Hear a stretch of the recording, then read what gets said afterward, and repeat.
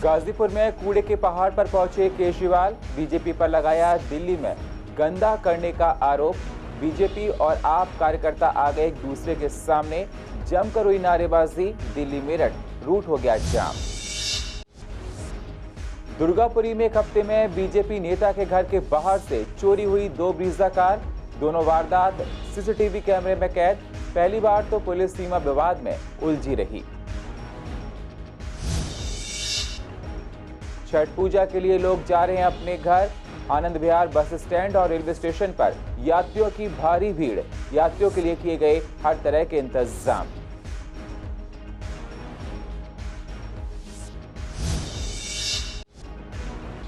पूर्व दिल्ली में भाई दूज पर महिलाओं को होना पड़ा बसों के लिए परेशान। समय पर बसें न मिलने से महिलाएं दिखी निराश।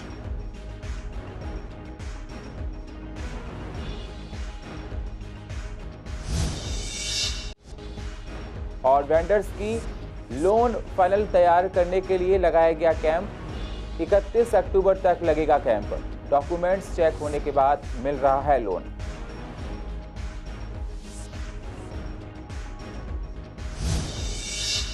नमस्कार, स्वागत है आप सभी का सीसीएन में। मैं हूं आपके साथ सुनील चौहान।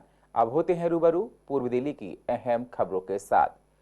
दिल्ली में बीजेपी और सत्तारूढ़ आम आदमी पार्टी के बीच राजनीतिक तकरार और बढ़ गई है। वीरवार को सफाई के नाम पर दोनों पार्टियों ने एक दूसरे पर आरोपों की बौछार कर दी। बीजेपी पर कूड़े के पहाड़ खड़े करने का आरोप लगाते हुए सीएम अरविंद केजरीवाल और डिप्टी सीएम मनीष सिसोदिया गाजीपुर के लैंडफिल साइट पर पहुंच गए। यहां बीजेपी और आप के कार्यकर्ता भिड़ गए। दोनों एक दूसरे के खिलाफ नारेबाजी करने लगे। पुलिस की मौजूदगी के बावजूद दोनों पार्टियों के कार्यकर्ता एक दूसरे के सामने आ गए। प्रदर्शन के कारण से दिल्ली मेरठ रूट भी जाम हो गया। दोनों तरफ गाड़ियों की लंबी कतारें लग गईं, जिसमें आम लोगों को परेशानियों का सामना करना पड़ा। केजरीवाल ने यहां अपने भाषण में एक बार फिर अमित शाह को घेरा है। केजरीवाल ने कहा कि अमित शाह अभी कुछ दिन पहले यहां आए थे और मुझे खूब गालियां देकर गए कि केजरीवाल पैसे नहीं देता, पैसे मांगते रहते हैं ये लोग, पैसे दें, 2 पैसे। 15 साल में 2 लाख करोड़ रुपए खर्च कर दिए एमसीडी ने। इन 2 लाख करोड़ में से 1 लाख करोड़ दिल्ली सरकार ने दिया था। इसका हिसाब दो। अमित शाह कहते हैं कि दिल्ली सरकार पैसा नहीं देती।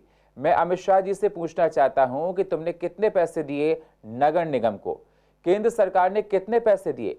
एक फूटी कौड़ी नहीं दी। 15 साल में नगर निगम को केंद्र सरकार ने। उन्होंने दावा किया कि अगर नगर निगम में आम आदमी पार्टी जीत गई तो दिल्ली को साफ सुथरा बना दिया जाएगा। केजरीवाल ने यह भी कहा कि जादूगर हूं मैं, दिल जीतना जानता हूं। एक दिन जरूर आएगा जब संबित पात्रा भी कहेंगे बीजेपी गंदी पार्टी है, आप अच्छी पार्टी है। अभी हम गाजीपुर के कूड़े के पहाड़ इतनी बदबू आ रही है आप सोच सकते हैं कि उनका क्या हाल होगा। पूरी दिल्ली के अंदर गली गली में चले जाओ, आप सड़कों के ऊपर चले जाओ, चारों तरफ कूड़ा ही कूड़ा है। दिल्ली के लोगों ने इनको एक ही काम दिया था, दिल्ली की सफाई का, और इतना बुरा हाल कर दिया इन लोगों ने कि दिल्ली के अंदर जीना मुश्किल हो गया है। अपने काम पे इनको खुद शर्म आ रही है। मुझे पता चल रास्ते के अंदर जब मैं आ रहा था, ये यहाँ मेरे को आने का विरोध कर रहे थे कि केजरीवाल कूड़े का पहाड़ देख लेते हैं। भाई तुम्हारा 15 साल का ये काम है, मैं देखने जा रहा हूँ। क्या 5 साल में हमने दिल्ली के स्कूल अच्छे कर दिए, आप आओ देखने। आपको ये 8 साल पहले शुरू कराना चाहिए था। आज इसका निरीक्षण करने आए हो क्योंकि एमसीडी का चुनाव है। आज आप इसके लिए पैसा भी अलॉट कर रहे हो, 8 साल से क्यों नहीं किया? हमारा जवाब दें। ज्योति नगर के दुर्गापुरी इलाके में 100 फुटा रोड से एक हफ्ते में 2 ब्रीजा कार चोरी होने का मामला सामने आया है। कार नवीन शादरा से बीजेपी किसान मोर्चा के जिला अध्यक्ष डॉक्टर प्रवेश शर्मा दिवाकर की है। उनका आरोप है कि पहली वारदात के बाद तो जिला के अलग अलग थाने की पुलिस सीमा विवाद के चलते मामला एक दूसरे पर टालती रही। कई घंटों बाद ज्योति नगर में केस दर्ज किया गया। दूसरी चोरी के बाद एसएचओ ने गैर जिम्मेदाराना जवाब देते हुए कह दिया कि हम क्या करें, इलाका ही ऐसा है। दोनों वारदात सीसीटीवी कैमरे में कैद हो गई हैं। दोनों बार चोर गाड़ी से वहां आए थे। फिलहाल दोनों मामलों में केस दर्ज हो गया है, लेकिन पुलिस के पास आरोपियों का कोई सुराग अभी तक नहीं है। दिवाकर परिवार के साथ दुर्गापुरी के 100 फुटा रोड पर रहते हैं। पेशे से एडवोकेट हैं। उन्होंने बताया कि साल 2019 में उन्होंने टॉप मॉडल की दूसरी ब्रीजा कार खरीदी थी, जो 20 अक्टूबर की रात चोरी हो गई। उसमें काफी हाईटेक सिस्टम थे, जिसके चलते आरोपियों को कार चोरी करने में 18 मिनट का समय लगा। इसके बाद पुलिस ने सीमा विवाद में उलझकर केस दर्ज करने में घंटों लगा दिए। अभी चोरों का पुलिस कुछ पता नहीं लगा पाई है थी कि इस बीच 26 अक्टूबर की रात उनकी दूसरी ब्रीजा कार भी चोरी हो गई। ये उन्होंने 2018 में खरीदी थी। इसे चोरी करने आए आरोपी भी गाड़ी से आए थे। इस कार को आरोपियों ने 2 से 3 मिनट में ही चोरी कर लिया है। दिवाकर का कहना है कि पुलिस ने अब तक केस दर्ज करने के अलावा कोई कार्रवाई नहीं की है। 1:30 बजे से और 4:30 बजे के बीच में मान लीजिए इस घटना को लगभग ये इस टाइम घटी होगी और गाड़ी चोरी हो गई। गाड़ी मेरे नाम से थी, मेरा बेटा चलाता था गाड़ी को, और गाड़ी रात को जो है वही टाइम समय वही रहा होगा कि 4-5 बजे के बीच में वो दूसरी गाड़ी जो है ब्रीजा, ये भी ब्रीजा कार थी। पुलिस का रवैया ये देखिए कि सुबह 8:06 पर सुबह, क्योंकि छुट्टियां चल रही हैं 2-3 दिन से, तो सुबह जैसे ही नीचे देखते हैं गाड़ी नहीं है, 8:06 पर 100 नंबर पर कॉल करते हैं। 100 नंबर की जो गाड़ी है वो 15 से 20 मिनट में 20 मिनट के करीब में गाड़ी आ जाती है। वो कहते हैं कि थाने से हमने ये आईओ डेपुट कर दिया है, ये आईओ आपसे संपर्क करेगा और आईओ आपकी एफआईआर को लॉन्च करेगा इन्वेस्टिगेट करके। छठ त्योहार में बस अब कुछ दिन रह गए हैं। छठ त्योहार को मनाने के लिए लोग अपने घर जा रहे हैं। आनंद विहार बस अड्डे और रेलवे स्टेशन पर यात्रियों की भारी भीड़ है। प्रशासन ने यात्रियों की सुरक्षा के लिए स्टेशन पर सुरक्षा के और मनोरंजन के इंतजाम किए हैं, जिससे कोई ट्रेन लेट हो तो उनको परेशानियां यात्रियों को ना हो। स्टेशन पर यात्रियों के लिए बड़ी स्क्रीन लगाई गई है, जिससे उनको ट्रेनों की आवाजाही के बारे में पता लग सके। देखा जाए तो सब कुछ सही है, नॉर्मली मतलब यात्रियों के लिए सही है। बहुत मतलब राहत भरी चीज़ है। यहाँ पे फैंस वगैरह लगा रखे हैं ताकि किसी को प्रॉब्लम ना हो। तो ट्रेन और ज़्यादा होती तो हमारे लिए ज़्यादा सुविधा होती। बिहार जा रहे हैं, छठ पूजा के लिए जा रहे हैं। हाँ, ये चीज़ तो सही लग रहा है। इंतजाम तो अभी यही देख रहा हूँ, बैठने उठने का। वो अब छपरा छठ पूजा के लिए जा रहे हैं गांव अपने। अभी तो हम लोग आए हुए हैं और इधर बाहर का तो भीड़ भाड़ ज़्यादा ही लग रहा है। अब अंदर जाने के बाद पता लगेगा कि क्या है स्थिति। भाई दूज का त्योहार आज मनाया गया। महिलाएं अपने भाइयों का टीका करने के लिए उनके घर गईं। कई महिलाओं को बसें समय पर नहीं मिली, जिसकी वजह से उनको घंटों बसों का इंतजार करना पड़ा।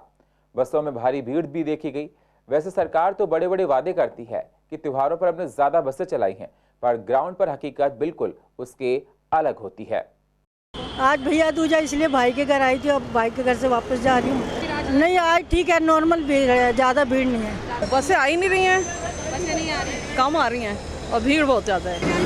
वही भैया दूज की वजह से है शायद। हाँ, थोड़ी और बढ़ा दें, त्योहार के टाइम तो बढ़ा ही दें। बस नहीं मिली, आधे घंटे से वेट कर रही हूँ। हाँ, मुझे तो शॉर्टेज नज़र आ रही है। काफ़ी टाइम हो गया वेट करते करते, तो शॉर्ट ही लग रही हैं बसेस। हम तो आधा घंटा हो गया हम वेट करते करते, आई नहीं है।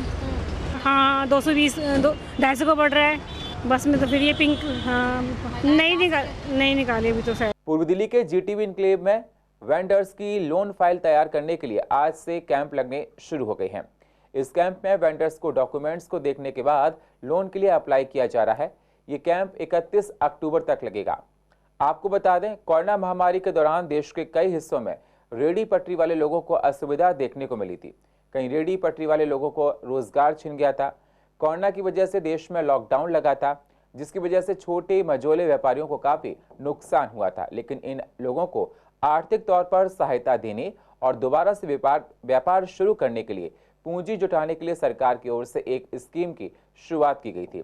इस स्कीम का नाम है पीएम स्वनिधि योजना। पीएम स्वनिधि योजना के तहत रेहड़ी पटरी वाले लोगों को सरकार की ओर से कम 10,000 रुपए, ज्यादा से ज्यादा 50,000 रुपए तक के लोन की सुविधा मिलती है। ये जितने भी वेंडर हैं रेहड़ी पटरी और पे जो रोड पे काम करते हैं, उन लोगों को हेल्प करने के लिए पैसे से, जैसे कि पहले हम उनको 10,000 रुपये का लोन देते हैं और 10,000 के बाद है ना, फिर जब उसको पूरा कर देते हैं फिर 20,000 का देते हैं। फिर उसके बाद है सीधा 50,000 का। फर्स्ट लोन 10,000 है और उसके बाद 20 है, 20 के बाद 50 है। और ये सिर्फ रेहड़ी पटरी वालों के लिए हेल्प के लिए है।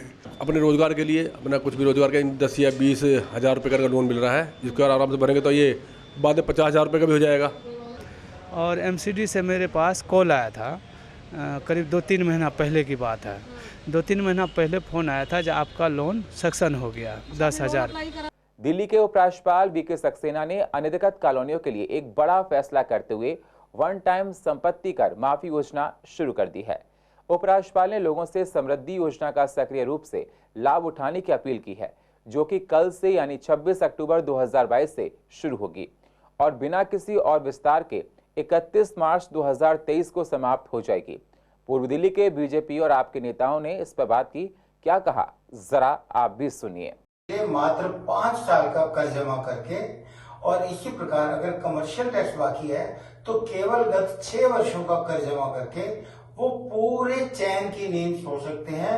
इसके बाद उनके ऊपर कोई देनदारी नहीं रहेगी और ये 5 साल और कमर्शियल केस में 6 साल का कर भी बिना ब्याज बिना पेनल्टी केवल मूलधन जमा कराना है और आपकी प्रॉपर्टी पूरी पिछली वाली कार्यकाल से पिछले ईयर से पूरी देनदारियों से मुक्त हो जाएगी। स्कीम बहुत अच्छी है, लेकिन इस स्कीम में एक ही ड्रॉबैक है, वो ये कि ये काम सिर्फ ऑनलाइन होगा। पिछले 1 साल से हम ऑनलाइन टैक्स जमा कराने की कोशिश कर रहे हैं, हमारा टैक्स जमा नहीं हो पाया क्योंकि ऑनलाइन जो सिस्टम है काम नहीं करता।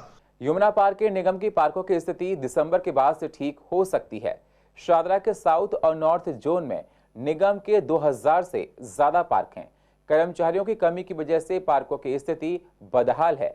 एमसीडी प्लानिंग कर रही है कि बदहाल होते पार्कों की स्थिति ठीक की जा सके, इसलिए आगे चलकर एनजीओ और निजी कंपनियों को पार्कों की देखरेख की जिम्मेदारी मिल सकती है। हम प्राइवेट एजेंसियों को एनजीओ को दिए जाए। पहले भी हमने ये वाला काम किया है। हमने अमूल कंपनी को बड़ी संख्या में पार्क दिए हैं जहां वो अपने अमूल से संबंधित प्रोडक्ट्स की बिक्री करती है। उसके बदले में सफाई व्यवस्था, पेड़ों की देखभाल का काम भी वो करती है। वो सभी पार्क अच्छी स्थिति में आ गए हैं। उसी को देखते हुए ये सब काम होने वाला है। सभी पार्कों को एनजीओ को या प्राइवेट कंपनियों को दिए जाएंगे, इससे पार्कों की देखभाल होगी। दिल्ली के मुख्यमंत्री और आम आदमी पार्टी के संयोजक अरविंद केजरीवाल ने भारतीय नोटों पर लक्ष्मी गणेश की फोटो लगाने की मांग की है। कल हिंदू देवी देवताओं की तस्वीरों को नोटों पर छापने की मांग को लेकर बुधवार सुबह केजरीवाल ने एक संवाददाता सम्मेलन बुलाया था। इस विषय पर खूब राजनीति हो रही है। सीसीएन के रिपोर्टर ने इस विषय पर पूर्व दिल्ली की आवाम से पूछा, क्या कुछ कह रही है आवाम, जरा आप भी सुनिए। नहीं, ये तो सही नहीं है फिलहाल के लिए। वो तो लक्ष्मी जी गणेश जी हैं, ये तो एक हमारे पूजनीय है, भगवान का प्रतीक है, तो नहीं होनी चाहिए क्योंकि इससे क्या है कि भी सबकी आस्था भी खराब होती है। ये एक आस्था का प्रतीक है और गणेश जी भी आस्था का प्रतीक, ये पूजनीय है। ये और जो नोटों पर ये बात कर रहे हैं फोटो लगाने की, ये गलत है। और पूर्व दिल्ली की अधिक जानकारी के लिए आप यूट्यूब पर जाकर सीसीएन लाइव को सब्सक्राइब करें और फ्रेश अपडेट लेते रहें। और फिलहाल पूर्व दिल्ली खास में इतना ही। बाकी खबरों के लिए आप बने रहिए सीसीएन के साथ। तब तक के लिए नमस्कार।